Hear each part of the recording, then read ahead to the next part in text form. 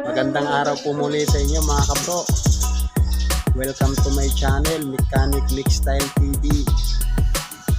Sa araw na ito, may share naman po ako sa inyo na bagong tips and tutorials video. Ito po ay kung paano po mag-adjust ng preno ng bus, kung paano po ang paraan sa pag-a-adjust ng preno ng bus. So tara mga kabro, samahan niyo po ako sa video ito para ho malaman niyo po kung paano po ina-adjust ang preno ng bus. So ayan, siya nga pala mga kabro, maraming salamat po sa mga subscriber, viewers na nanonood sa ating video. Shout out po sa inyong lahat mga. Ayan po, intro po muna tayo. Tapos po ng intro ay proceed na po tayo sa video mga kabro.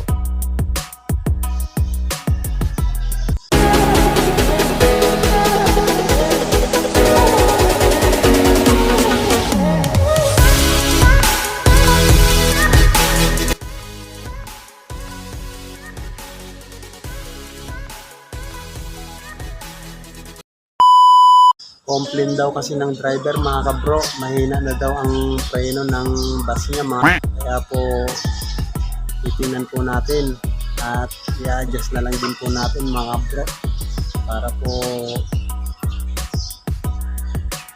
lumakas po ang preno ng kanyang bus. Okay, mga bus na nasa likuran po natin mga kabro, yan po ang ating i-adjust, yan po ang ating demo. So ayan, ready na po kayo mga kabro. Panoorin niyo po ang buong video na ito. Ayan po ang bus nating i-adjust. Ang una po natin gagawin mga kabro sa pag-a-adjust po ng preno, tips lang po natin, huwag po tayong mag-a-adjust mga kabro pagka yung bus po ay nakapark po sa palusong na parte ng kalsada. Yun po ay delikado. Kailangan po pag nag-a-adjust po ng preno, nasa pantay po na kalsada ang bus. Kasi po, delikado po yun dahil po susuot po tayo sa silong ng bus sa pag-a-adjust ng preno. So ayan, itong bus na ito ay nasa pantay naman po na kalsada. Kaya po, safety naman po yan. Pangalawa po natin gagawin, kakalsahan po natin ang gulong. Kasi po sa pag-a-adjust ng preno kailangan po i-release natin ang maxi brake.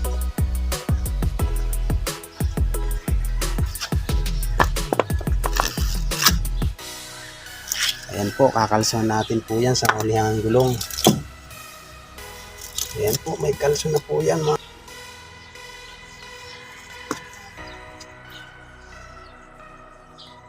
Proceed po tayo sa driver seat mga kabro. Titingnan po natin kung may hangin pa po.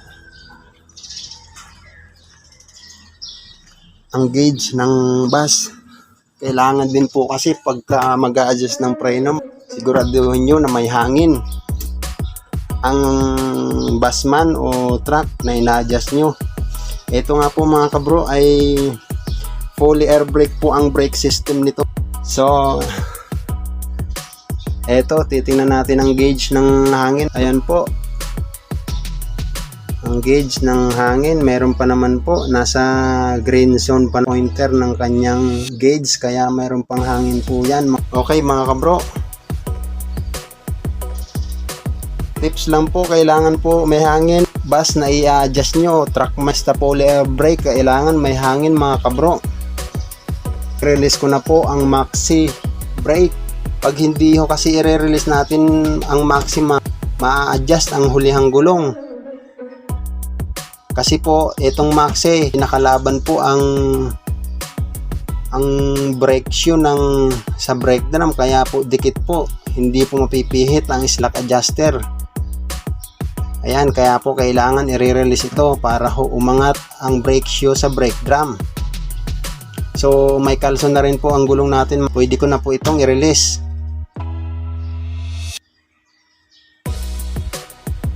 So i-release ko na muna. Ayan po, nag-release na.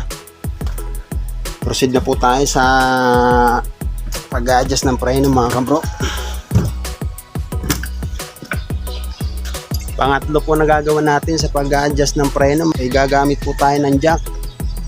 Sa mga beginners po, kailangan po naka-jack up ang gulong bago po i-adjust.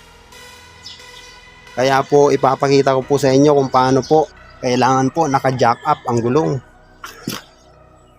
Ito po, gagamit po tayo ng bottle jack. Ayan nga pala ang mga gagamitin natin sa pag-adjust ng preno. May sliding po tayo o creeper.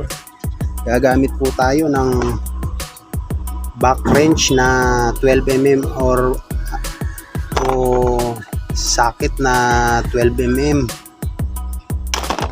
Ayan, may jack din po tayo mga. Okay po mga kabro. So, sisilungin na po natin at jajakan na po natin ang gulong. So, ang gagawin natin, unahan lang po ang jajakan natin para po magaan lang po. Jajakan.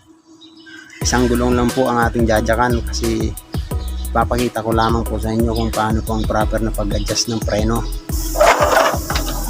Ito po mga kabro, jajakan na po natin. Konting angat lang yan po yan mga pag nakita. Pag umangat na po ng konti ang gulong at naiikot na, ayos na po yan.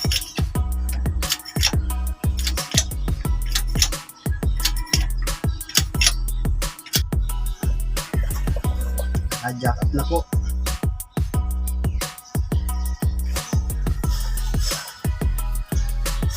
So ayan, naiikot na po ang gulong. Pwede na po natin i-adjust yan.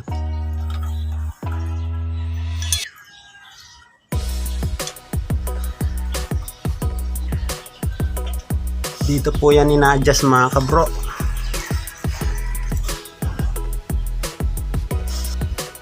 Ito po,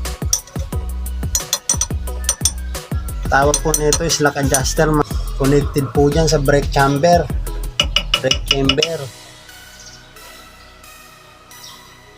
Pag nag-apak po ng preno doon sa driver seat, sa brake pedal, itutulak po ng hangin itong brake chamber at itutulak naman ng push rod ng brake chamber itong is lock adjuster. Ang dinaangat naman yung A-shape pala ng slack adjuster doon sa roller ng brake shoe. Kaya po magkokontak ang brake shoe sa brake drum. Nagkakaroon po ng braking sasakyan. Ayan po, ayan o, naiikot na. So sa pag-adjust ng preno mga kabro, hihigpitan lang po natin ang sagad itong slack adjuster. 12 po ito, gagamit lang po ako ng back wrench. Pipihitin ko na po ito, pahigpit hanggang sa hindi na maikot ang gulong.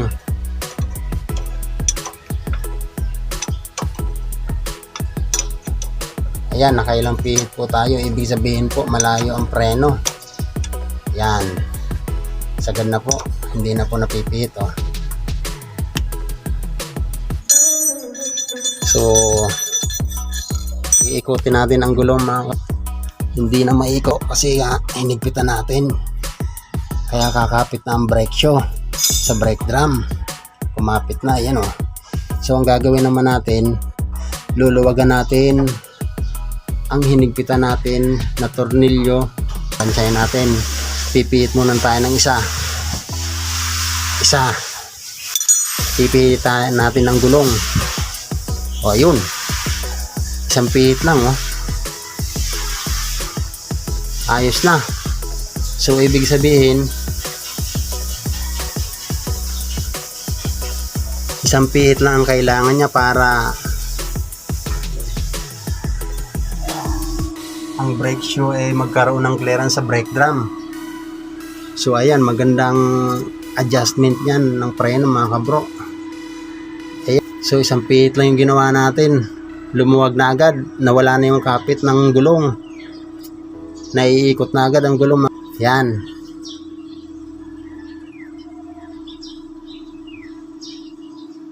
So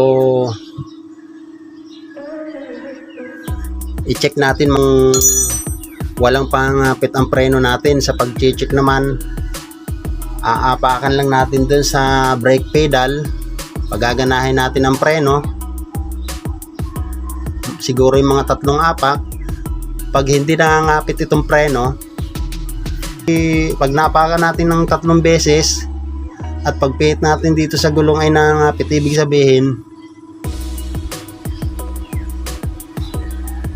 sabihin kulang ang adjust natin o mayroon ng problema sa preno.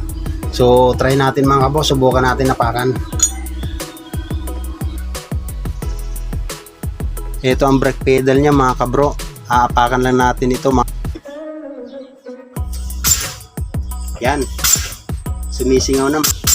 Yun, ibig sabihin gumagana ng preno natin. So balik ulit tayo dun mga kabro sa gulong, iikutin natin. Pag naiikot ang gulong mga kabro at walang sabit, ibig sabihin good ang adjust natin mga kabro. So ayan mga kabro, oh. Ayan, oh. Umiikot ang gulong, so ibig sabihin good ang adjust natin ng preno. Hanggang dito na lamang ang video tutorial natin mga kabro. Sana may natutunan ka at may nalalaman kung paano po i-adjust ang preno ng bus. Ayan, maraming salamat nga pala sa panonood ng video natin. At sa mga hindi pa po nakaka-subscribe sa ating channel, paki-subscribe naman po, like and share.